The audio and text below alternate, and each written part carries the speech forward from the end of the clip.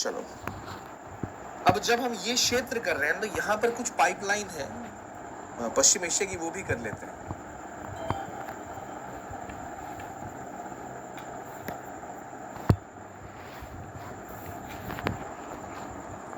तो वैसे पाइपलाइन बाद में करेंगे, ज़्यादा बेटर रहेगा। दो ही पाइपलाइंस हैं यहाँ पर मेजरली, तो वो देख लेते हैं क्या क्या है।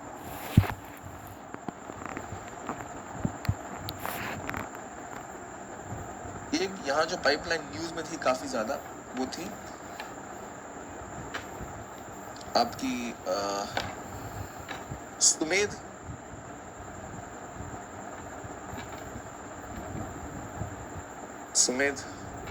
पाइपलाइन। अब सुमेध पाइपलाइन किससे जोड़ती है हमें पता होना चाहिए। तो सुमेध पाइपलाइन जोड़ती है असल में लाल सागर को मिस्र से, यानी इनका प्रयास ये है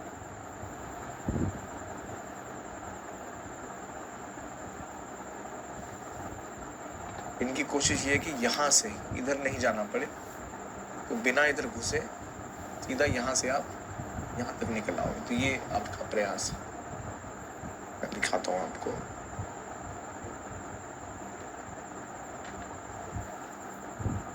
सुमेध पाइपलाइन,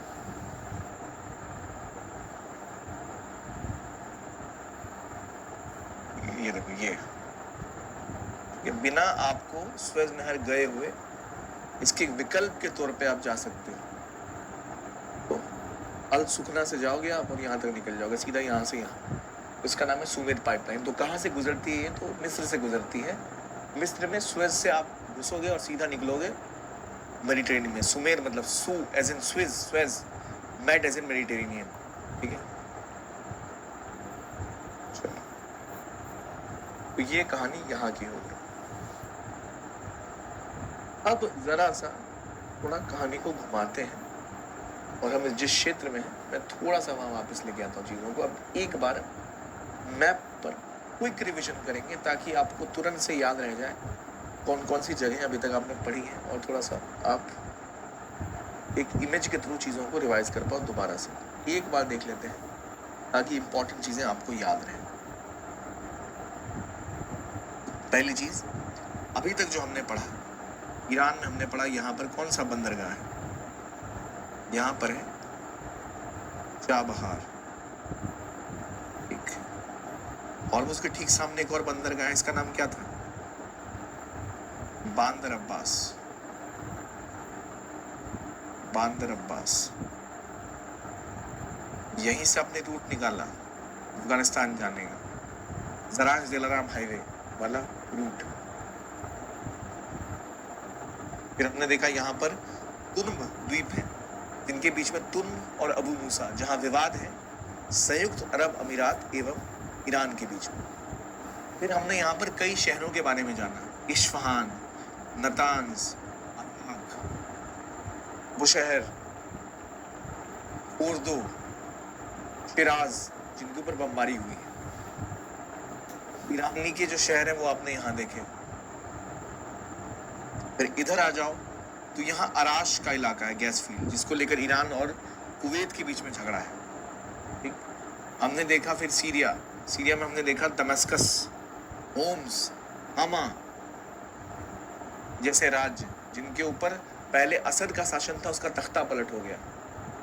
फिर यहाँ अल राका का इलाका है जो कुर्दों का क्षेत्र है, यानी ये क्षेत्र जो कुर्दों का बहुल क्षेत्र है। फिर हमने देखा लेबनान, यहाँ जो सीमा है इसका नाम है ब्लू लाइन, नीली रेखा, और उसके ऊपर आपकी आती है लितानी नदी, नीली रेखा और लितानी नदी। देन नीचे की तरफ आया, हमने इजराइल को पढ़ा। इजराइल में हमने पढ़ा यहाँ पर गाजा है, तो गाजा में हमने देखा इस क्षेत्र में, यहाँ इसका नाम है फिलाडेल्फी कॉरिडोर। यहाँ पर है राफा, फिलाडेल्फी कॉरिडोर, यहाँ है राफा क्रॉसिंग, यहाँ है एरेज क्रॉसिंग। ठीक है, यहाँ हमने एक और कॉरिडोर देखा, क्या नाम था इस कॉरिडोर का? ठीक है, चलो मैं देखता हूँ, कुछ करता हूँ इसको ठीक करने का। तो अभी एक ब्रेक लेंगे थोड़ी देर में, उसके बाद जब मैं वापस आता हूँ तो उसको थोड़ा निपटाएंगे। ठीक है, सो ध्यान रखना भाई, मैप मैप मैप मैप बड़ा महत्वपूर्ण है, मैप नहीं तो कुछ नहीं। तो मैप पर आपको मार्क करने हैं शहर जो अभी तक हमने इतने पढ़े, ये सारे के सारे लोकेशंस कहाँ पर कौन से हैं, कौन सी नदी है, कौन सी लाइन है, कौन सा देश है, कौन सा इलाका है, किसके किसके साथ विवाद है, दक्षिण एशिया में क्या जगह है, कौन से जलडमरू मध्य हैं। अभी देखो इसके बाद ना हम अभी बाकी अफ्रीका के क्षेत्र करेंगे, यूरोप के क्षेत्र करेंगे, उसके बाद हम नदियाँ करेंगे, झील करेंगे, फिर कहाँ कहाँ प्रधानमंत्री मोदी की यात्राएं हुई उन सभी देशों को करेंगे, क्योंकि वो जगह काफ़ी न्यूज़ में है, तो उसको हम करेंगे। बिल्कुल सही जवाब रंजना, नेट जिम। मैं आप लोगों के साथ कुछ क्वेश्चन आंसर भी करूंगा, लेकिन थोड़ा कमेंट सही करना पड़ेगा। तो अभी एक काम करते हैं, अभी एक ब्रेक लेते हैं और 15 मिनट बाद मिले, या एक टॉपिक निपटा लें उसके बाद। यार एक टॉपिक निपटा लेता हूँ, फिर रिवाइज करवा दूंगा आराम से। तो एक टॉपिक निपटा लेता हूँ, फिर रिवाइज करवा दूंगा, ठीक है। सेंट्रल एशिया देख लेते हैं एक बार, मध्य एशिया, उसके बाद मध्य एशिया। मध्य एशिया कहाँ पर है? मध्य एशिया में असल में कितने देश हैं? मध्य एशिया को कहते हैं C5, यानी यहाँ पर C फॉर सेंट्रल एशिया, और इसमें 5 देश हैं, Tajikistan, Uzbekistan, Kyrgyzstan, Tajikistan, Turkmenistan. यानी ये जो क्षेत्र है इसे कहते हैं मध्य एशिया, ठीक है। ये देश ये कहलाते हैं मध्य एशिया, और 5 देश हैं इसके अंदर, तो नाम याद रखिएगा। Kyrgyzstan, Tajikistan, Uzbekistan, Kazakhstan, Turkmenistan, ये वो क्षेत्र है। तो अगर इस क्षेत्र की मैं बात करूं तो मध्य एशिया में पहला देश कौन सा मिलता है भारत से ऊपर? तो सर भारत के ऊपर क्या है? ताज। तो पहला राष्ट्र है तजिकिस्तान। पहला राष्ट्र कौन सा है? तजिकिस्तान। तजिकिस्तान जाने के लिए भारत से आप निकलोगे और आप सबसे पहले कहां पहुंचोगे? वखान कॉरिडोर में। वखान को पार करोगे तो पहुंचोगे तजिकिस्तान। अब तजिकिस्तान में 2 जगह ऐसी थी जहां पर भारत की पहले एयर बेस हुआ करती थी, यानी भारत का सैन्य अड्डा हुआ करता था। भारत के बाहर इकलौती जगह जहां भारत का सैन्य अड्डा था वो उस समय में क्या था? तजिकिस्तान। तो वहां 2 जगह थी, ऐनी और फारखोर, ऐनी एवं फारखोर, ऐनी एवं फारखोर। फिर भारत ने इसको खाली कर दिया, क्योंकि याद रखो एक समय में इस इलाके पे जो सोवियत संघ है ये सब उसके हिस्से हुआ करते थे, उसके पार्ट हुआ करते थे।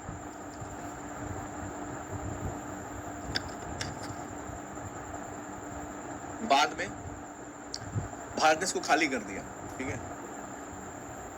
तो एक है फारखोर और दूसरा है ऐनी। पीडीएफ कहां मिलेगा? कौन सा पीडीएफ चाहिए आपको लालमंद?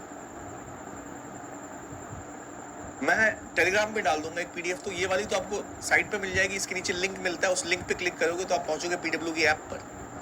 पीडब्ल्यू की ऐप पर जाओगे तो वहां आपको आराम से लिंक मिल जाएगा, उस लिंक से डाउनलोड कर सकते हो, जहां आपको पूरी फाइल मिल जाएगी। बाकी जो लोकेशन के नाम मैं डिस्कस कर रहा हूँ ये सारे नाम मैं अलग से एक फाइल शेयर कर दूंगा आपके साथ, तो ये पूरा मैप वाला पीडीएफ आपको वहां मिल जाएगा। लेकिन अगर आपको सिर्फ नाम लोकेशन चाहिए जो आप प्रिंट कराना चाहते हो बिना मैप वैप के प्लेन, तो वो मैं पीडीएफ आपको अलग से टेलीग्राम पे दे दूंगा 5/123 में, या तो वो भी मैं अपलोड कर दूंगा। पर मेनली आपको जो ये वाला है पूरा का पूरा ये पीपीटी देख रहे हो ये आपको पीडब्ल्यू की ऐप पे मिल जाएगा, नीचे लिंक होगा, आप जाओगे पीडब्ल्यू की ऐप पे, फ्री का कोर्स है मैराथन वाला, उसमें आपको सिर्फ यही नहीं जितने अभी मैराथन हुए सबकी पीडीएफ मिल जाएंगी, ठीक है।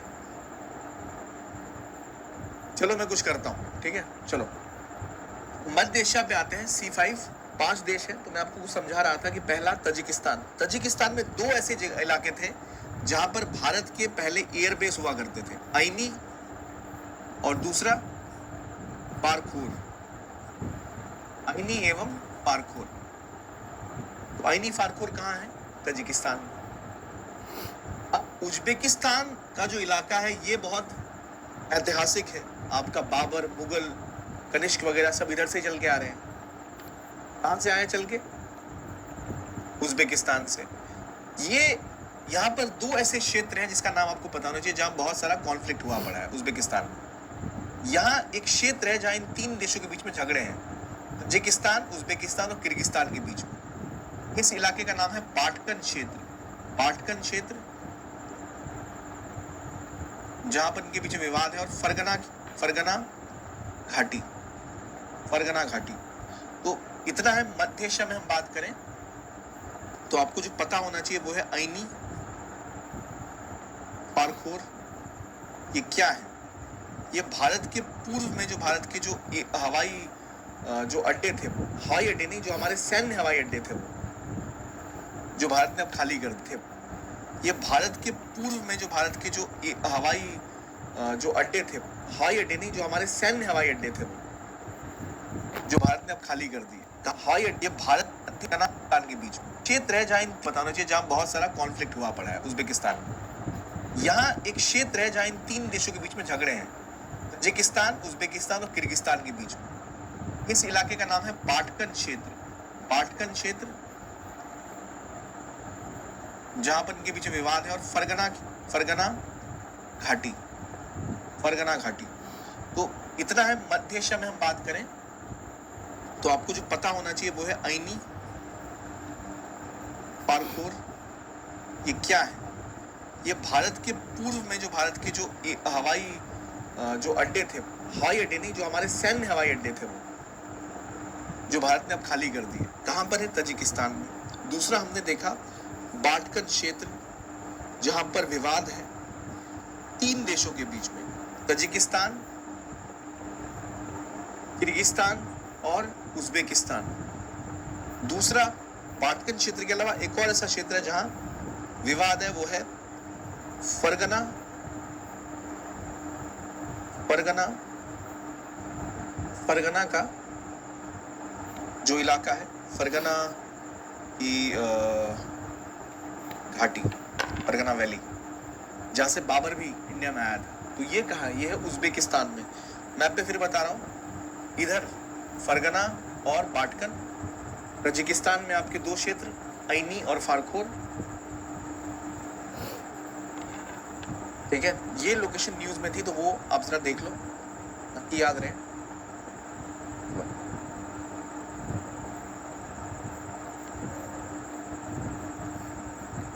चलो, यहाँ वाला इतना कुछ था नहीं मध्य एशिया में, बस याद रखना। अब एक चीज और याद कर लो, मध्य एशिया में का पूरा क्षेत्र असल में भूआबद्ध है, लैंडलॉक्ड है, तो इनके पास समुद्र का मार्ग नहीं है। ठीक है, चलिए। और ये जो देख रहे हो, ये है कैस्पियन सी। ये जो वाटर बॉडी है, इसका नाम है कैस्पियन सी। कैस्पियन सागर के आसपास कौन से देश हैं? कैस्पियन सी के आसपास कौन से देश हैं? कैस्पियन सी या कैस्पियन सागर को घेरे हुए देशों का नाम आपसे पूछा जाए तो उसको याद करने का सिंपल तरीका है, कंट्री सराउंडिंग कैस्पियन सी, उनको याद करने का तरीका है तारिक। तारिक। तुर्कमेनिस्तान,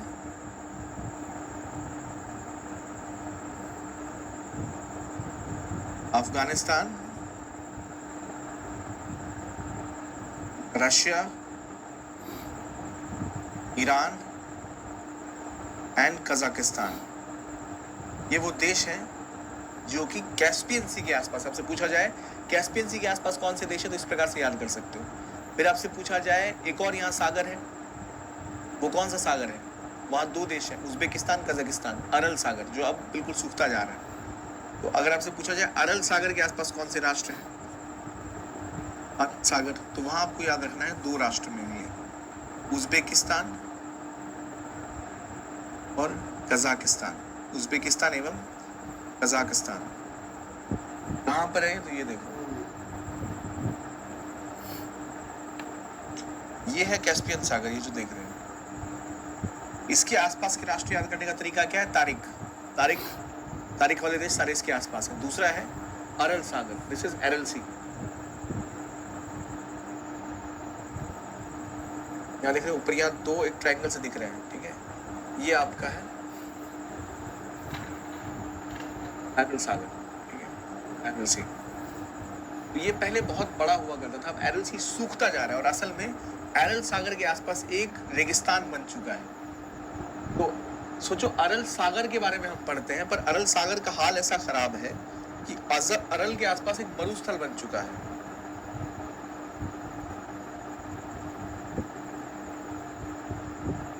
देखो, तो ये जहां कभी पानी भरा हुआ पड़ता था, ये क्षेत्र देखो ऐसा था,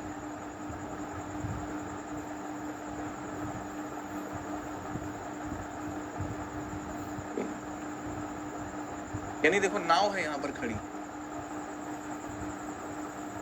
यानी कभी मछली मारने की नाव यहाँ हुआ करती थी। आज ऐसा हाल हो गया है कि यहाँ पर इतना पानी हुआ करता था कि तो इतनी बड़ी नाव रहा करती थी, वो पानी खत्म ही नहीं हुआ, पूरा इलाका रेगिस्तान बन गया कि नाव यहाँ पे सड़ रही है। तो पॉइंट ये है कि यहाँ अरल सागर जो दो देशों के बीच था, वहां पर ये इलाका घटता जलता खत्म हो गया पूरा का पूरा। तो ये देखो,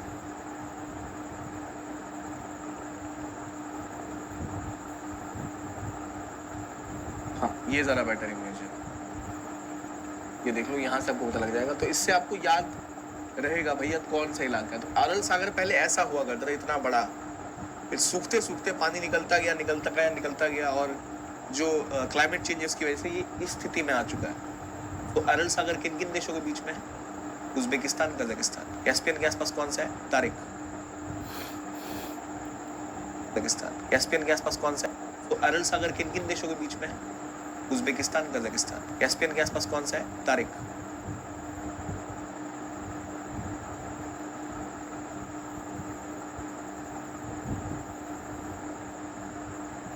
अरलकुम मरुस्थल, अरलकुम मरुस्थल, अरलकुम मरुस्थल, अरलकुम मरुस्थल,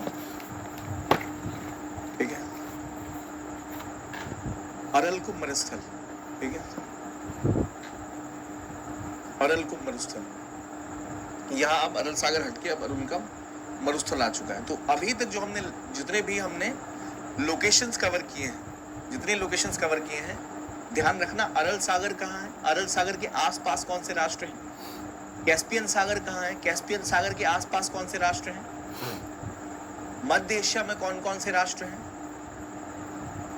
फिर फारखोर कहाँ पर है, आइनी कहाँ पर है, वो क्या है। मध्य एशिया में इतना ही करना है। वैसे एक और जगह है करकल पाकिस्तान, वो भी लिखना चाहो तो लिख सकते हो।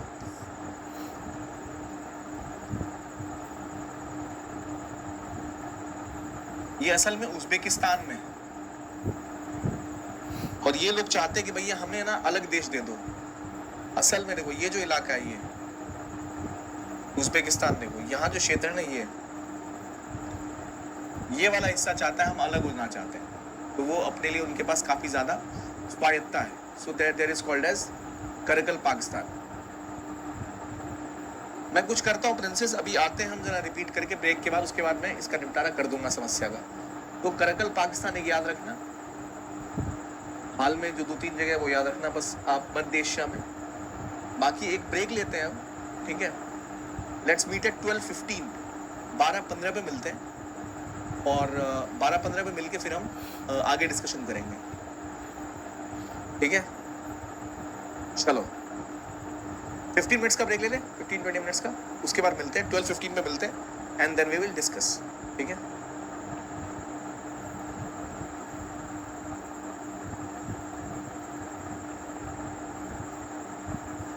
और मैं थोड़ा उपाय करता हूँ जो आप लोगों की दिक्कत है उसका भी।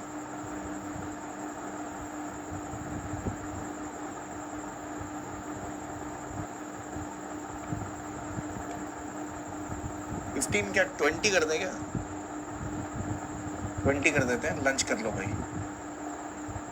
12:20 पे मिलते हैं, लंच कर दो तो, ठीक है। चलो क्या हुआ है, मैं जरा इसका भी निपटारा कर लूंगा आपकी जो दिक्कत है। तो लंच कर लो, लंच के बाद मिलते हैं, क्योंकि क्लास सेशन लंबा चलेगा। I think we will stretch it 3-4 घंटे तो और लगने हमें, तो आराम से कर लो, खींचेंगे लंबा, ठीक है। चलो okay, so we are back in our discussion. चलो भाई, ब्रेक टाइम खत्म हुआ, गुड आफ्टरनून। चलो okay, now let's start our discussion. अब ब्रेक टाइम समाप्त हुआ, अब हम आगे की ओर उन्मुख हो जाएंगे, ठीक।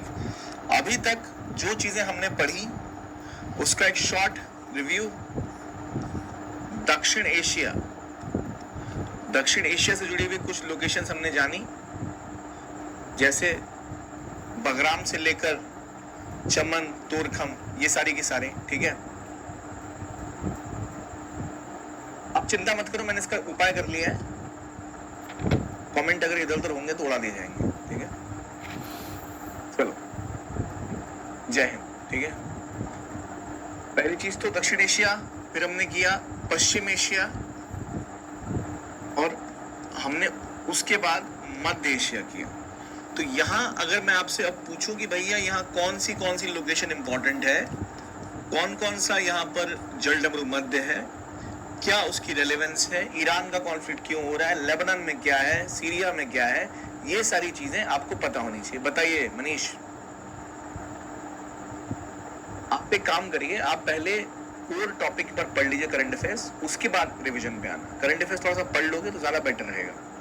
बिना करंट अफेयर्स पढ़े यानी आपको कोई आइडिया नहीं है किसी भी देश के बारे में, कोई भी करंट अफेयर्स नहीं पढ़ा, सीधा आप ये वीडियो देखोगे तो आपको चीजें थोड़ी समझ नहीं आएंगी। ये फैक्ट है, क्योंकि ये एक प्रकार से ऐसी क्लास है जहां हम 6-7 घंटे के अंदर जितना विश्व में जितने भी महत्वपूर्ण लोकेशंस हैं अभी जो न्यूज में है उन सबको डिस्कस कर रहे हैं। तो अगर आपने कभी ही नहीं पढ़ा है बिल्कुल भी, तो डिटेल में तो नहीं कर पाएंगे हम, ये मजबूरी है, ठीक है।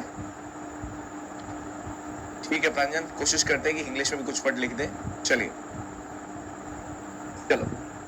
तो मनीष वही कंसर्न है कि जब तक आप थोड़ा सा बैकग्राउंड नहीं पढ़ोगे आपको समझ नहीं आएगा, थोड़ा सा बैकग्राउंड पढ़ना पड़ेगा, क्योंकि हम सारा डिटेल में नहीं कर पा रहे हैं, ठीक है। चलो, अच्छा करंट अफेयर्स ही समझ नहीं आ रहा आपको, तो मनीष एक काम करना, मैं आपसे फिर कभी टेलीग्राम पर बात कर लूंगा, अभी तो क्या ही यहाँ से बात हो नहीं पाएगी। तो आप ना थोड़ा सा बेस आपको फिर बिल्ड करना पड़ेगा। आप कम से कम इकोनॉमी, पॉलिटी एक बार पहले वो पढ़ लो, एनसीईआरटी पढ़ लो, ताकि आपका बेस बिल्ड हो जाए, तभी जाकर आपको समझ आना स्टार्ट होगा, ठीक है। मैं कोशिश करूंगा आपके साथ एक बार बात करने का। टेलीग्राम पे आप मैसेज कर देना मुझे, paras123 पे चैनल है, वहाँ पे आप कमेंट कर देना चैट बॉक्स में, मैं कभी आपको रीच आउट कर लूँगा, ठीक है।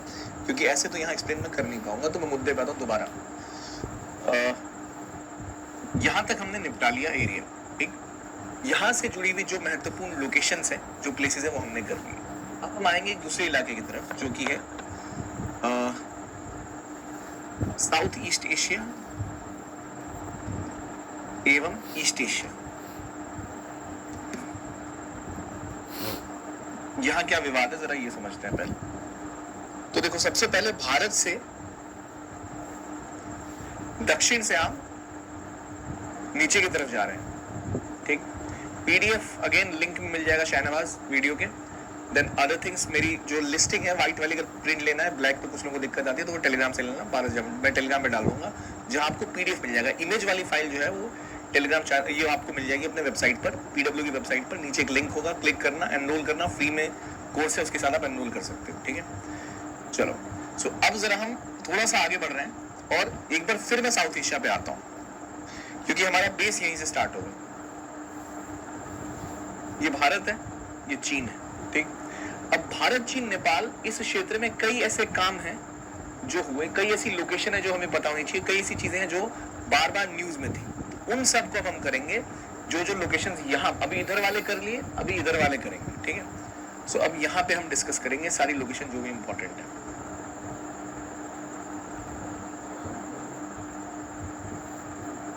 चलो,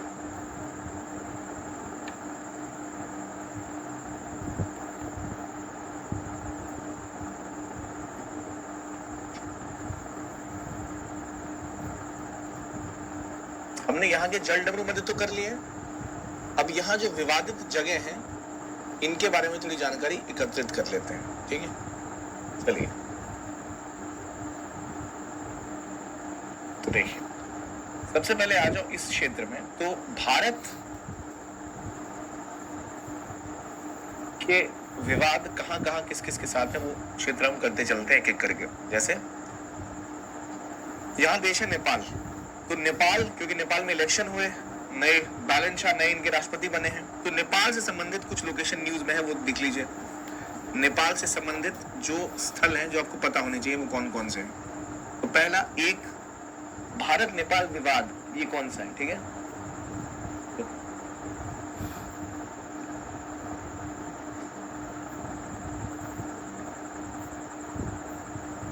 आपने तारीख गलत पढ़ाया और अरल सागर भी गलत बताया। नहीं भाई, मैंने आपको गलत नहीं बताया, वही है। अरल सागर इज यूके और कैस्पियन इज तारिक, ठीक। चलिए, सबसे पहले आ जाते हैं नेपाल के बारे में। तो नेपाल भारत विवाद,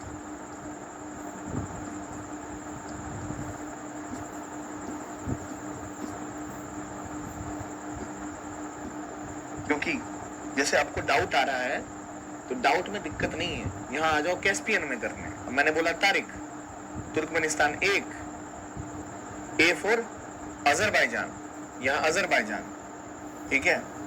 are for Russia, I for Iran, K for Kazakhstan, L is UK, Uzbekistan and Kazakhstan. Nepal Bharat विवाद, इस पे आ जाओ। नेपाल भारत विवाद हुआ था जहां कुछ जगहों पर न्यूज बनी थी कि ये लोकेशन पर लगातार दोनों में विभेद था। कुछ जगह कौन सी थी पहले वो देखिए। 3 जगह थी, लिपू लेक,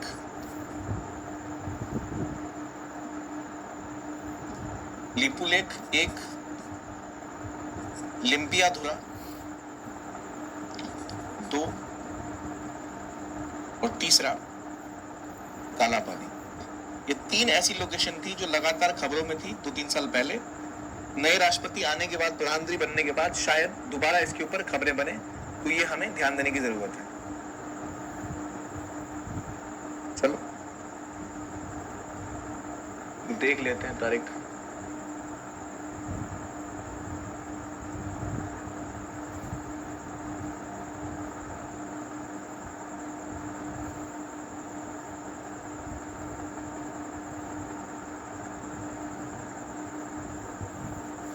अरे सॉरी, सही मैंने गलत बता दिया आपको। अफगानिस्तान तो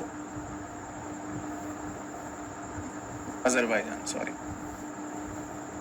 अजरबैजान। मैं किस फ्लो में बह रहा था,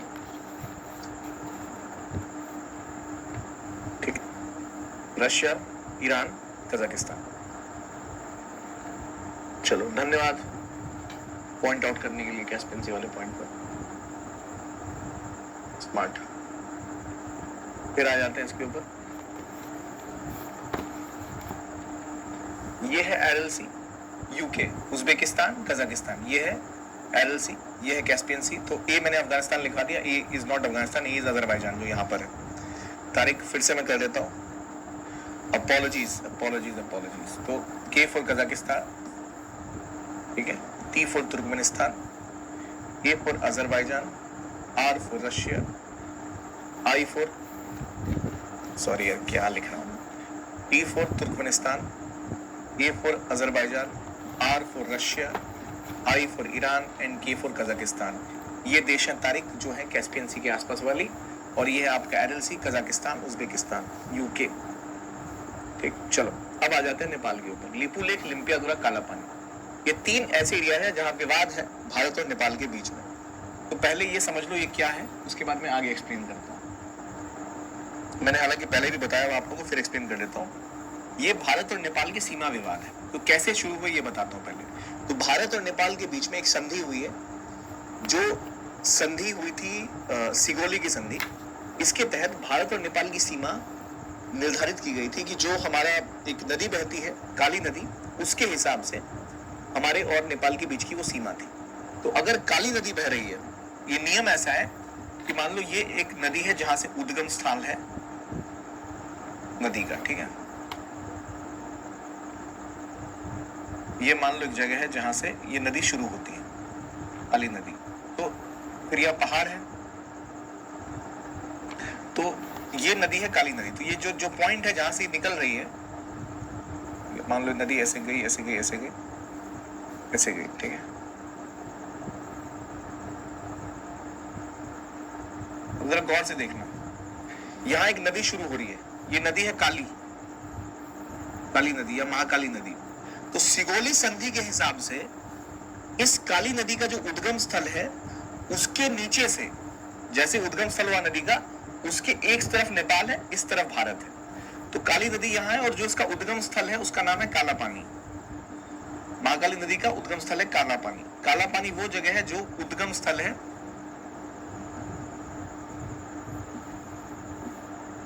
किसका, महाकाली नदी का। यहां से पानी निकल रहा है, इसके इस तरफ नेपाल है, इस तरफ भारत है। सिंपल सी कहानी थी, हम इसको मान के चलते थे, कोई दिक्कत कभी रही नहीं।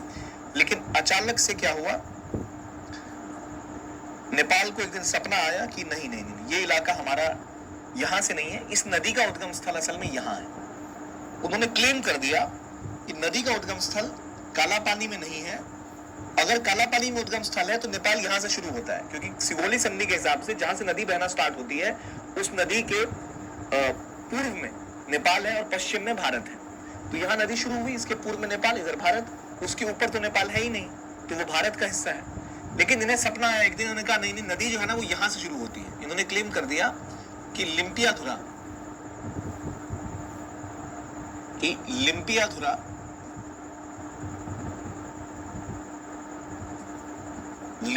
जो जगह है यहां से असल में नदी की उत्पत्ति है और ये नदी यहां से बहते हुए ऐसे जा रही है। तो ये पूरा इलाका हमारा है, ये पूरा क्षेत्र भी हमारा है। और यही इसके ऊपर एक जगह है जिसका नाम है लिपुलेख पास। ये है लिपुलेख दर्रा, लिपुलेख दर्रा। अब समझो एक बार फिर से, सुगोली के संधि के हिसाब से भारत और नेपाल के बीच की सीमा निर्धारित होती है एक नदी के द्वारा। जब काली नदी बहना स्टार्ट होती है, वो नदी जहां से बहना स्टार्ट हो रही है उसके एक तरफ भारत है, एक तरफ नेपाल है। उद्गम से ऊपर का जो इलाका है वो एक तरफ भारत है, एक तरफ चीन है। ये हमेशा से सेट है। तो नदी का उद्गम जहां से होगा वहीं से नेपाल शुरू होगा। उद्गम है काला पानी, वहां से नेपाल शुरू होगा। लेकिन नेपाल ने क्लेम कर दिया भाई अभी तक जिसको तुम उद्गम स्थल बता रहे हो उद्गम स्थल है ही नहीं, उद्गम स्थल इससे ऊपर है और एक जगह है लिम्पियाधुरा, असल में ये उद्गम स्थल है, ये उद्गम स्थल है। उन्होंने यहां से क्लेम कर दिया ये उद्गम स्थल है और वो नदी ये नहीं है, वो नदी यहां से बहते हुए आ रही है। तो असल में क्लेम इन्होंने क्या किया है कि नदी यहां से नहीं यहां से उत्पत्ति हो रही है, और क्योंकि अगर यहां से उत्पत्ति है तो इसके नीचे का सब इलाका हमारा हो गया। उनका क्लेम है ये ऐसे जा रही है नदी तो ये सारा इलाका हमारा है। तो अभी उन्होंने कोई फौज भेज दी ऐसा कुछ नहीं हुआ, केवल कागजों पर दिखा दिया कि ये मेरा है, ठीक है। तो यहाँ लिम्पियाधुरा वो जगह है जो उन्होंने क्लेम कर दी ये नदी उद्गम स्थल है, तो यहाँ पूरा इलाका हमारा है। तो इसलिए विवाद इन 3 जगहों पर है। भारत का मानना है कि काला पानी जो है महाकाली नदी का उद्गम स्थल है, और अगर ये उद्गम स्थल है इसका मतलब नेपाल की सीमा इसके नीचे स्टार्ट होती है।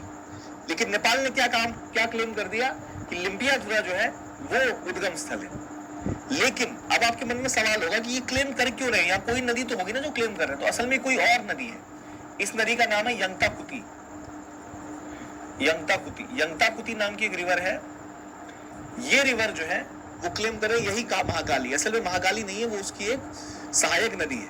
और आपने सहायक नदी को ही नदी क्लेम कर दिया, मतलब अगर कोई नदी है दूसरी वो आगे इसमें मिल रही है, इसका मतलब थोड़ी ना कि वो महाकाली नदी है। तो इसी कारणवश इन्होंने तीनों को क्लेम कर दिया, काला पानी को भी, लिपुलेख को भी और लिम्पियाधुरा को भी। तो इसको अगर नक्शे में समझो कहां पर है तो वो देखो, भारत नेपाल आपको दिख रहा है। उत्तराखंड में जब आप जाते हो पिथौरागढ़ के पास, तो देखो ये ट्रायंगल है ना, ये नदी यहाँ, ये देखो ये काला पानी का इलाका है, यहाँ देखो, यहाँ इधर, ठीक। यहां से काली नदी बहना स्टार्ट हो रही है, देखो ये नदी बहना स्टार्ट हुई, ये नदी बहना स्टार्ट हुई।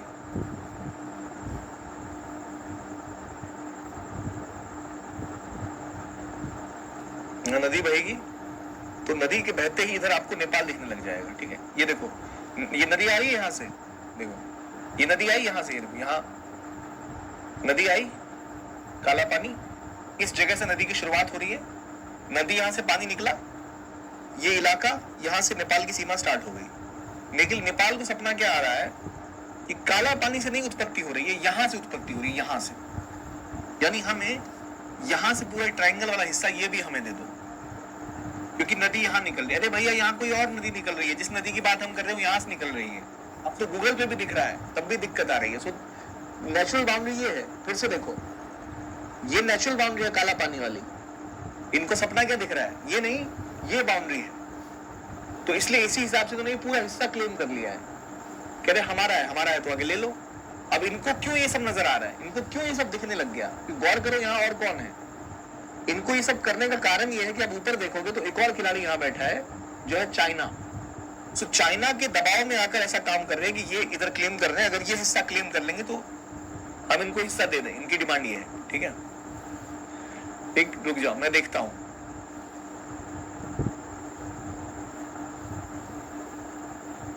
नाम बताओ भाई, कौन कौन कमेंट कर रहा है? मैं उसको हिसाब लगा देता हूँ प्लीज, ठीक है? चलो, ये लेपू लेने वाला मामला समझे?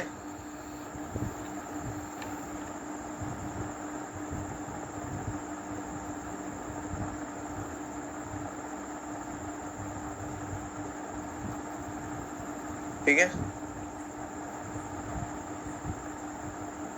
ओके, क्लियर है मामला क्या हुआ? असली में निकल रहा है नदी यहां से, काला पानी से, यहां से नदी निकल रही है, तो नेपाल की सीमा यहां से शुरू हो रही है।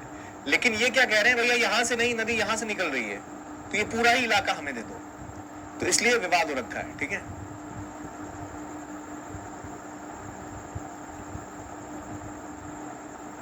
चलो ठीक है, ओके, ठीक है, चलो मैं करता हूं एडजस्ट।